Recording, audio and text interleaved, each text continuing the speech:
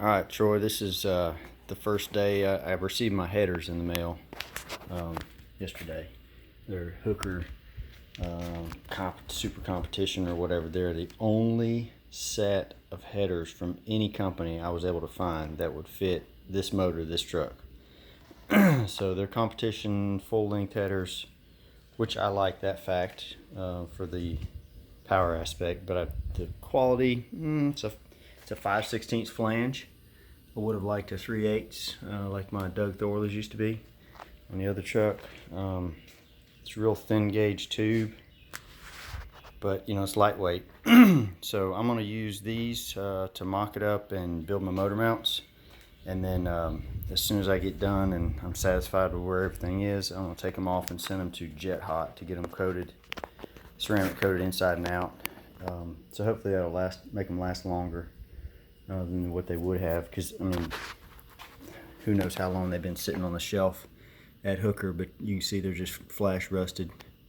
And of course it's just cheap paint they threw on there, and you know, anyway, it should be much better once Jet Hot gets a hold of it, especially for what they're asking. But I think it'll be good, and I'm gonna pick some color other than that standard silver ceramic or whatever.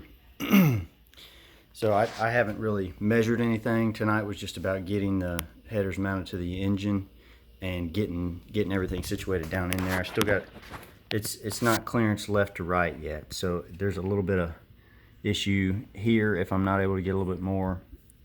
It's good now, but I think the motor still has to come to the left.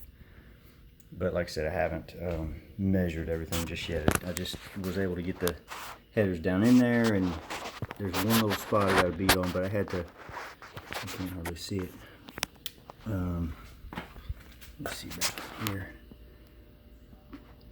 Right there where the starter mount is, right down in there. I had to grind out the bell housing, and then more on the plane that you can't see right now.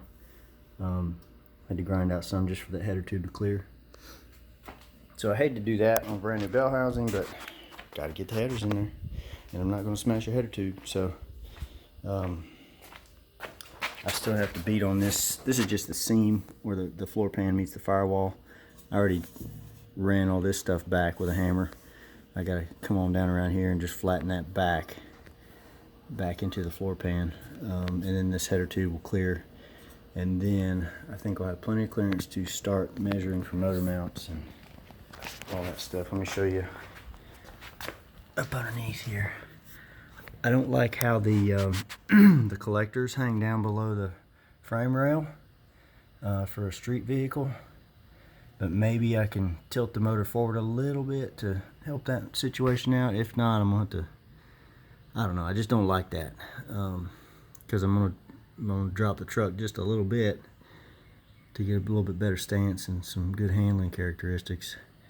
So if you've got any ideas for me there, I'd appreciate it.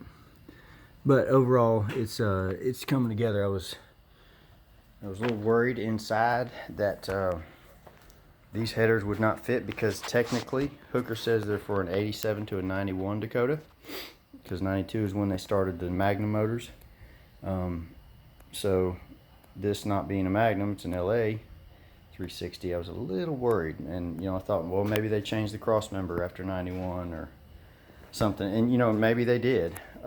But I think I've got, you know, from this pad to these ears here, it's more than I would like, really. Of course, you want it right below it, but I think I can make it work. I mean, I've seen guys on YouTube make some crazy stuff that I would never run in a truck, but they say it's working, so I'm gonna spend a lot of time making something structurally sound and looks halfway decent, something I'm satisfied is safe. So anyway, first real day of non-destruction. I think it's just been destruction up to this point, you know, just tearing stuff apart. I got the windshield out last night. Let me tell you, I've never taken a windshield out before, but that was not easy. But it's done, it's cleaned up. That was a huge mess of little pieces of glass everywhere. Like I said, I still have to, once I get the motor mounts, I still have to figure out, and I might have to do it as part of the motor mount fab, figure out my tunnel here. I might have to go ahead and cut that out and figure out exactly what level the transmission needs to sit out so that the the carb base is level and square. But that's it for what is this, May 21st? So coming right along. Talk to you later.